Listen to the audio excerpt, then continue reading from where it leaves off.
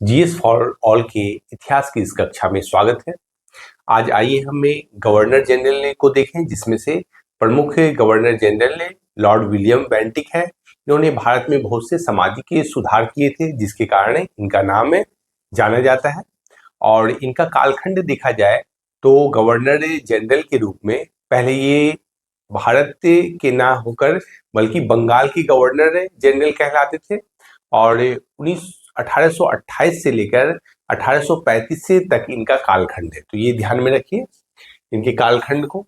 और 1803 में देखा जाए तो यह मद्रास के गवर्नर बन के आए थे। अगर इनके इतिहास को देखें, इनके जीवन वृत्ति को देखें, तो यह ब्रिटिश सेना में एक तोपची के रूप में अपना कैरियर की शुरुआत किए थे। बाद में आगे बढ़ते हुए ये लेफ्टिनेंट जनरल बने।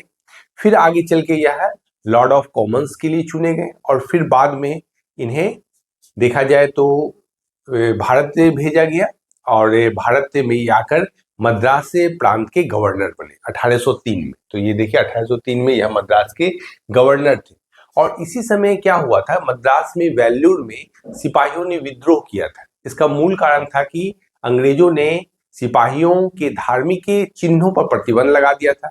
मतलब वह सर पर तिलक नहीं कर सकते थे हिंदू धर्मावलंबी, और दूसरी जो है कि कान में बाली भी पहनने पर प्रतिबंध कर दिया गया था, जिसके कारण वेल्लोर में इसी के समय मतलब लॉर्ड विलियम बेंटिक जब गवर्नर थे उसी समय वेल्लोर में सैनिकों ने विद्रोह किया था। तो ये भी आप ध्यान में रखिए।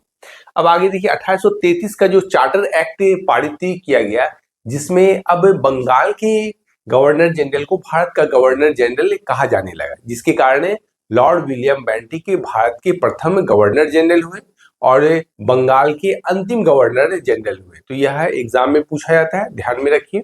और इस प्रकार यदि पूछेगा बंगाल के गवर्नर पहले कौन थे, बंगाल के प्रथम गवर्नर जनरल कौन थे, तो वो वारेन हेस्टिंग्स थे। तो इनके नाम को भी आप ध्यान में रखिए। देखिए बंगाल के प्रथम वारेन हेस्टिंग्स।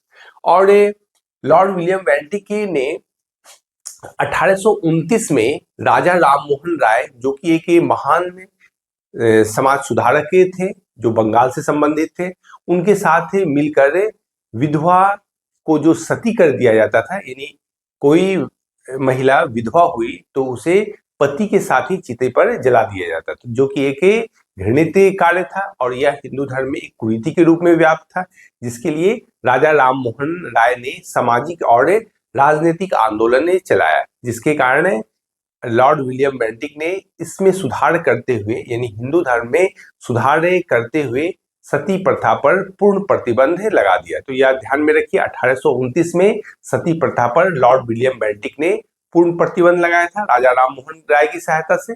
और इसके तहत देखा जाए तो नियम 17 का निर्माण किया गया, जो सती प्रथा को भारत में एक अपराध घोषित करता है। तो ये भी आप देखिए 1829 की धारा 17 के द्वारा अवैध घोषित कर दिया गया सती प्रथा को।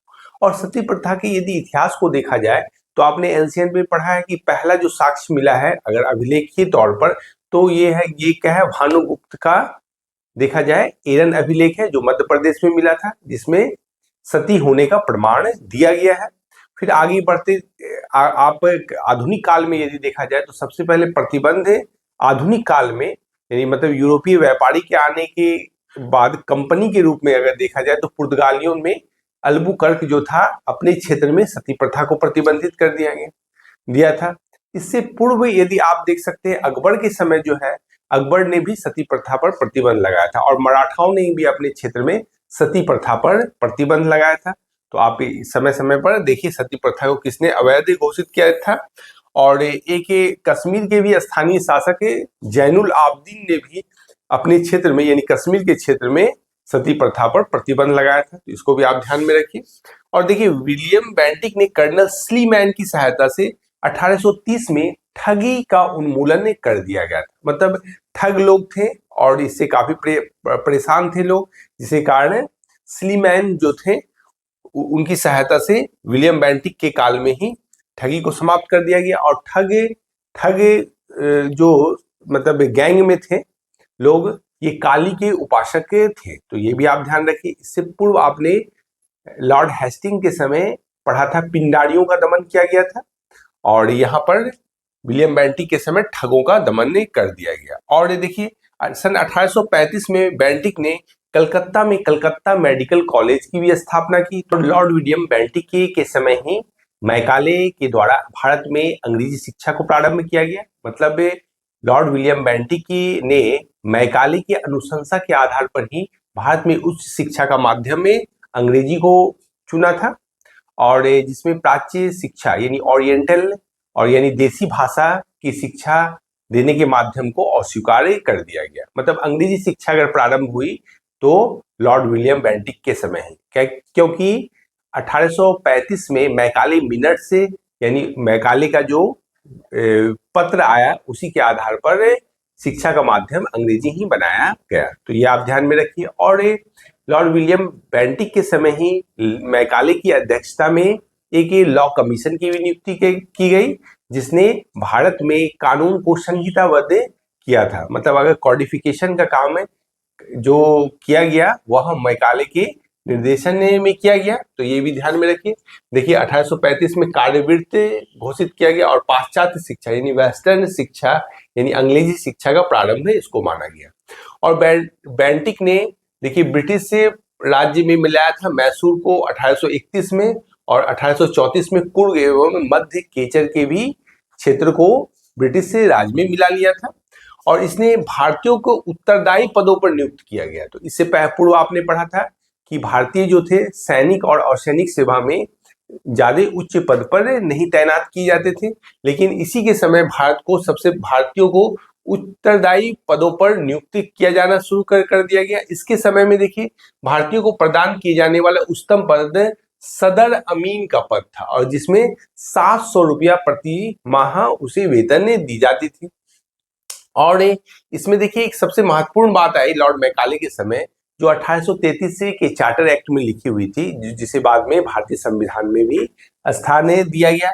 इसमें कहा गया कि कंपनी में वे सभी व्यक्ति बिना किसी भेदभाव के काम कर सकते हैं।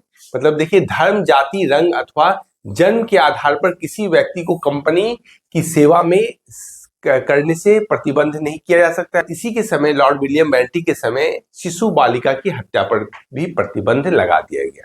और जो अगले विलियम बेंटिक के बाद जो गवर्नर जनरल आए उनका नाम था चार्ल्स मैटकॉफ। और मैटकॉफ के समय एक प्रसिद्ध बात हुई थी। देखिए 1835 से 1836 मात्र एक साल ये रहे, और अपने संपूर्ण काल में इन्होंने प्रेस पर जो कि नियंत्रण के लिए प्रतिबंध लगाया गया था, बहुत से प्रतिबंध आयत की गए थे, उससे इन्होंने प्रेस को मुक्त कर दिया। और कहा इसी कारण भारतीय प्रेस के मुक्तिदाता के रूप में चार्ल्स मैटकॉफ का नाम आता है। तो आज की कक्षा में आपने दो महत्वपूर्ण गवर्नर जनरल को देखा, इनकी उपलब्धियां हैं। और प्रश्न अगर गवर्नर जनरल से आते हैं तो लॉर्ड विलियम बेंटिक का नाम आता है। तो आज के लिए इतना ही, फिर हम कल अगली कक्षा में मिलते हैं। तब के लिए इतना, धन्यवाद।